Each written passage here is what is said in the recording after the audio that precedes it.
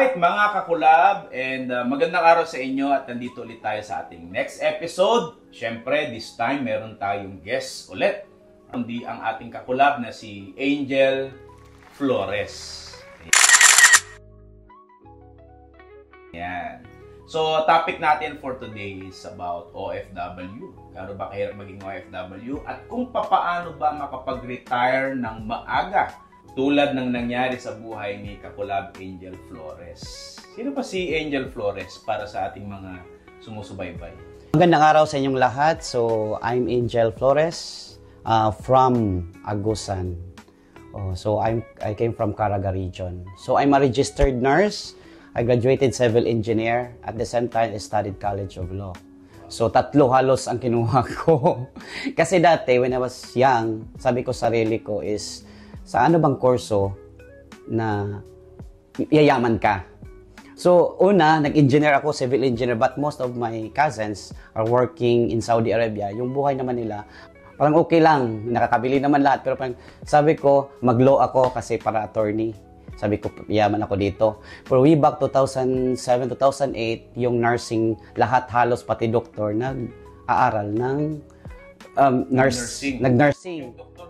Doktor, nag-nurse. Lahat ng mga professional nag-nurse, kahit mga CPA nag-nurse kasi that was the highlight of nursing papuntang USA. So, ngayon, sabi ko lipat ako. So, hindi ko na natapos ang pangalawang taon, lumipat ako sa nursing. So, ngayon, ito yung binigyan ko ng time at saka focus. So, hindi nga ako nagkamali. Dito nga ako, medyo naging okay yung buhay ko. Nagkaroon ako ng negosyo because of my profession. Doon ako talaga kumikita ng maraming pera, but because of the business that I build abroad. Wow. So dalawa, I work at the same time I build business abroad also. So pinagsasabay mo, no? So pinagsasabay ko siya. Yung profession mo as a nurse yes. abroad, then at the same time, on the side, nagdinegosyo ko. So, yung dalawa ang ginagawa ko doon. Pagkatapos ng duty ko, 7 to 3, 3 o'clock pumupunta na ako sa networking. Iniikot ko yung mga mall doon, other hospitals, nagbibitbit ako ng mga product ko. So, doon ko talaga na tupad yung mga pangarap ko.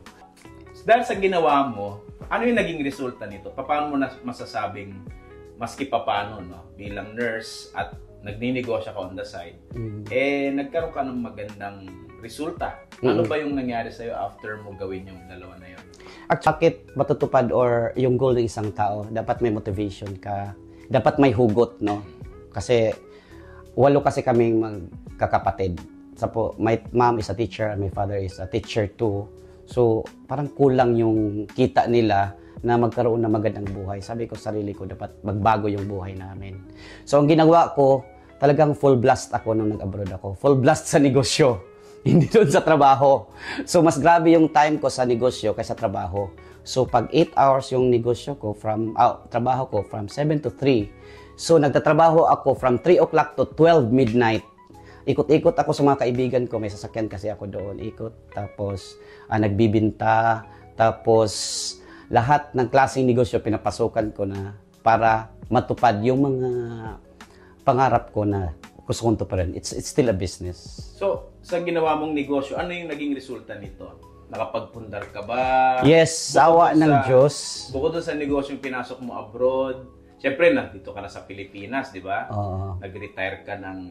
Kasi ang goal ko noon is mag-retire talaga within 5 years. Alright. So, kailangan kong gawin talaga yung mga gusto kong negosyo dito sa Pilipinas. And kahit nung hindi pa ako nag-abroad, sinusulat ko na yung mga negosyo, dinodrawing ko na. So, top of the list is water station.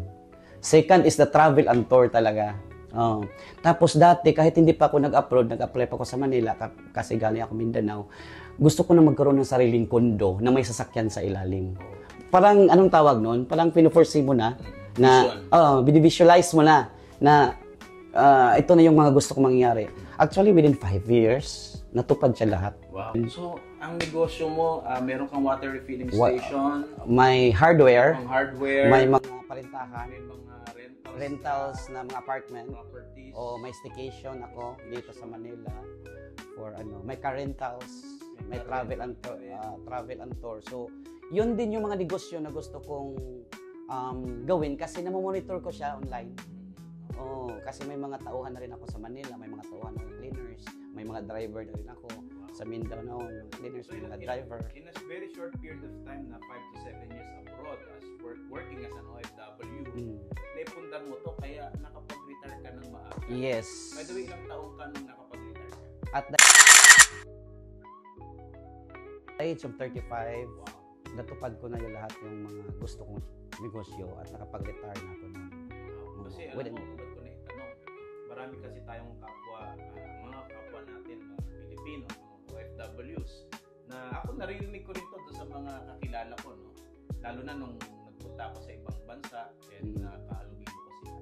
And marami sa kanila talagang ang goal lang nila 5 years lang magtatrabaho.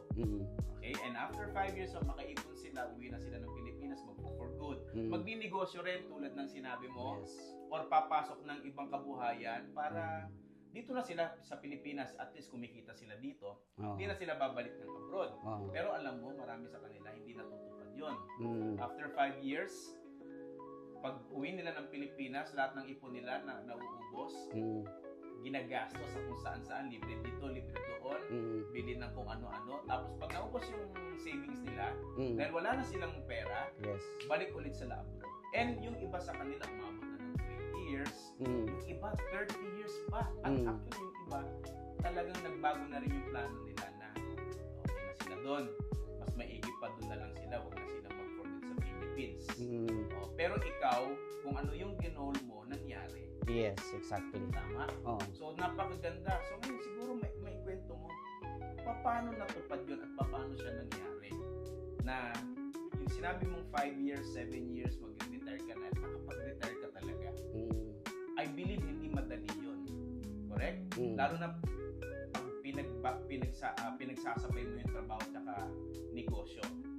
So, meron bang mga sacrifices na ginawa mo para lang matupad yung goal mo na yun? Nabanggit mo sa akin talagang grabe yung energy, time na binubuhos mo. Baga kung yung isa 100% binibigay niya, ikaw 500%. Yes. Goal-oriented kasi ako. Bago pa ako tumapak doon sa ibang bansa, mayroon ako mga sinusulat na kailangang matupad to. So, ginanapan ko talaga siya ng paraan, paano ko matutuparin. So, ang ginagawa ko, hindi lang kasi kung sahod lang ang magdepende lang tayo sa sahod, parang hindi ko maabot to. So, iniisip ko, kailangang makagawa ako ng negosyo sa ibang bansa para kikita ako. So, yun, nakapasok ako ng networking. Actually, networking is the best for me also. Is a good business. Depende paano mo siya dalhin. Pero binigay ko kasi ang buong buhay ko doon. Not buhay, but time. At saka talagang full blast ako doon. Nakafocus ako doon sa networking. Kaya doon ko nakita ang income ko na nabuo ko yung mga negosyo sa Pilipinas. So, masaya lang. Kasi not all people mabigyan ng pagkakataon na magkaroon ng way kung paano nila maabot yung mga pangarap nila sa buhay. So, I'm blessed also with I think my mom is very prayerful. So, it really helps a lot also, prayers. And I am so happy. Ang pangarap ko lang yung dati, dapat makakain lang kami ng pamilya ko ng makabili ng bigas, makabili ng ulam. So ngayon, lupa na rin naman namin kung saan namin tinirahan yung mga, nilalagay ko yung mga negosyo. So parang feeling ko secure na rin kahit papaano kasi sa abroad, alam mo maraming kwentong OFW. Siyempre hindi lahat pinapalad, pero mga kapwa tayo Pilipino na medyo nagkaroon ng mga matinding challenges nung nag-abroad sila at hindi lahat natupad or nangyari sa kanila yung nangyari sa'yo. And sa tingin mo, ano yung pinagkaiba nung bakit ikaw na-pursue mo talaga 5 to 7 years? Ano ba yung sa tingin mong naging sekreto mo? Bakit mo natupad yung goal mo? Isang nakikita ko is prayer, top of the list na prayer pa rin, pero yung hanapin mo talaga siya Hindi yung, sige may trabaho ka na as a nurse, I will just settle down na lang na maging nurse na ako. Hinanap ko siya Ang dami ko ring pinasok na negosyo, nagbibenta ko kahit ano-ano, mga cellphone, mga laptop, pero kumikita pa rin naman siya, pero doon ko nakita yung may pumasok na networking, nag-invest ako, nang malaki pa rin yung investment. Hindi ka ba natakot? Kasi sa ngayon, maraming ayaw sa network marketing. Pag sinabing network marketing, marami dyan, negative na kaagad. Isip nila, peperahan sila, iskamin sila. So, pero nung time na yon, yung network company na yon is nag-launching sila. So, kasama na rin ako doon sa mga speaker, nagsasalita na rin ako doon, nagtitraining. So, lahat inaral ko din yun. At saka, swerte-swertihan lang din naman. Depende sa company. At saka, paano mo siya gagawin. So, nandyan sa'yo pa rin yung strategy, paano mo laruin yung negosyo na pinasukan mo.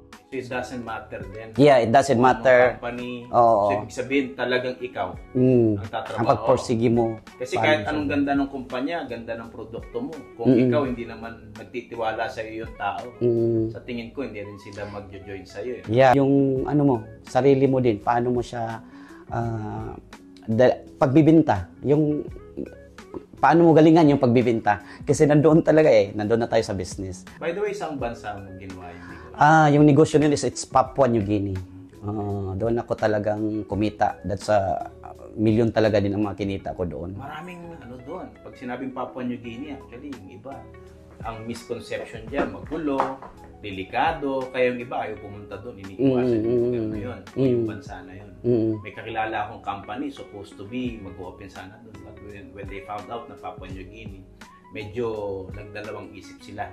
Pero kumusta ka doon sa Papua New Guinea? Hindi ka naman nakidnap doon, or hindi ka, wala namang masama na. Sabi nga nila, hindi ka daw kikita pag hindi ka magre-risk. So palaging risky doon. Nagbabas kami actually, natatakot nga ako kung balikan ko man ngayon yung mga pinagagawa ko dati, hindi ko na siya balikan.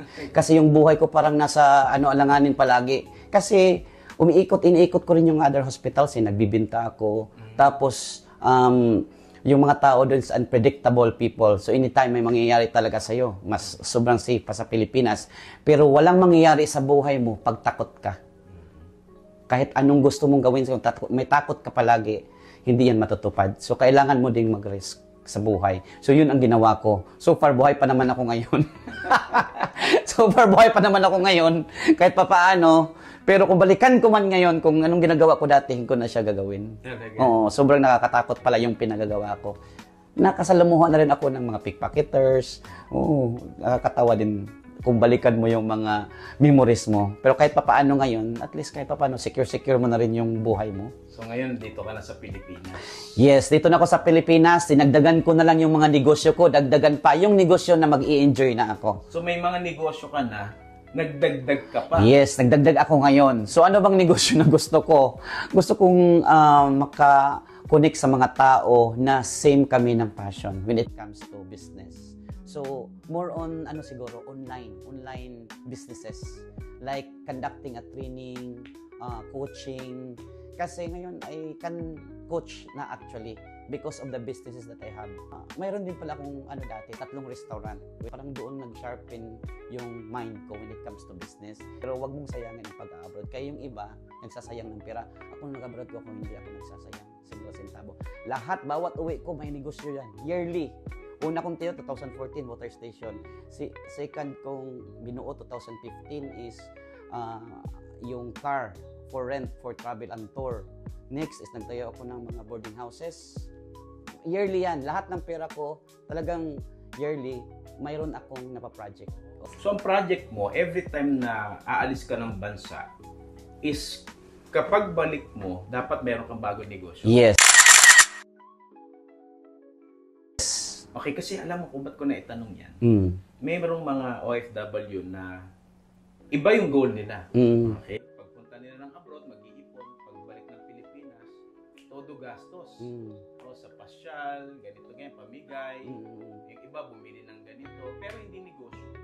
Pero ikaw kasi negosyo yung nagiging goal mo. Tama ba? Negosyo ang goal ko. Bawat uwi ko, ako din nagbibuild talaga. So ngayon, lahat ng negosyo nag-build mo because of sa ipon mo at nasimulan mo dito sa Pilipinas dahil sa pag-abroad mo. Working sila until right now? Yes, they are existing until right now. So, ibig sabihin, kahit hindi ka mag-abroad, merong income na pumapasok? Yeah, of course. Now, I'm not working anymore for 4 years. So, 4 years ka nang hindi nagtatrabaho. Oh, pero pagala-gala na lang ako. Pagala-gala na lang. Anong gusto ko sa buhay? Kasi dati din pinangarap ko yan na sana makauwi ako na may pera sa Pilipinas na pwedeng gumala ng gumala. So ngayon parang kahit saan ako gumala, kaya kong gumala. Hindi naman sobra ang pera, pero kayang isustain lahat ng mga gusto mo, lahat ng gusto mong bilhin. Kasi dati hindi ako nakakabili ng kahit yung cellphone na mga Apple or iPhone, hindi ako nakabili. Pero nung bumalik ako, pinagbibili ko lahat. Bumili ako ng sasakyan, 2 motor, mga cellphone, 2 laptop na Apple. Yung lahat ng gusto ko na bagay na hindi ko natikman dati, nakuha. Pinagbibili ko lahat. Sa 4 na taon, hindi ka na nag-abroad? Hindi na ako nagtrabaho. Hindi ka na nagtrabaho? Yes. Oo. So sa 4 na taon, ang nagbibigay sa'yo ng mga panggastos mo, ay yung mga galing na doon sa negosyo mo? Yes, doon sa mga pinundar ko. Nung araw? Nung araw. Wow. Kasi sinisecure ko yung as an abroad kasi, as an OFW, dapat isecure mo ang sarili mo. Kasi hindi habang buhay mag-a-abroad ka. Tama. Okay, one of the problem that people will encounter abroad is anxiety, health problem. So anytime uuwi ka. So sabi ko sa sarili ko, kung uuwi man ako sa Pilipinas, dapat mayroon akong negosyo na magsusustain sa akin yung mga daily needs ko at saka basic needs ko every day. Dami mong binanggit kanina na kinuha mong kurso at tinapos. Baka naman matakot yung iba na isipin nila, no, yung mga OFW. Kasi si Kakulab Angel yan. Ang dami niyang tinapos. Nag-nursing, nag-law, nag-engineer pa. Ako, domestic helper lang naman ako. Hindi naman ako nakatapos ng ganun. High school nga lang ang tinapos ko Kaya ko kayang magnegosyo. Kaya ko kayang gawin yung nagawa ni Kakulab Angel. Sa tingin mo, kaya nila? Pwede ba sa kanila yung mga negosyo? Yes, of course. Because in life, it all boils down into diskarte. Okay? Diskarte pa rin. Pwede ka pa rin yayaman sa diskarte. So, mas maganda pa rin kung may education at saka diskarte, ipagtabi mo yon. Pero, kung wala ka namang education or yung education mo is hindi graduate or something, it doesn't mean na hindi ka yayaman. Okay. Kasi kung madiskarte ka, yayaman ka pa rin, tataas at saka mag-i-excel ka pa rin. So, huwag kayong mawalan sa mga OFW, huwag mawalan ng pag-asa kung iniisip nyo na OFW. So, which means, hahanap kayo ng paraan, saan ba ako mag-i-excel at saan ba ako pwedeng kumita. So ngayon, that's why I'm building up this online businesses now that I will be introducing also someday. Kasi ang daming negosyo online na kahit walang puhunan, pwede kang kumita ng 50 to 100,000. So nagdidepende na lang kung anong effort na ibibigay mo. So doon ko nakikita na pag ang tao madiskarte, talagang aangat siya sa buhay. So at least mabigyan natin ng pag-asa yung mga kababayan natin na hindi nagkaroon ng same na opportunity tulad mo. Na nagkaroon ka ng opportunity na makapag-aral, ng ilang kurso at mamili pa, no? Kasi tulad ko, hindi ako nakapagtapos ng college at hindi ganun katalinuhan sa school, pero naniniwala ko sa negosyo, pwede magbago yung buhay ko.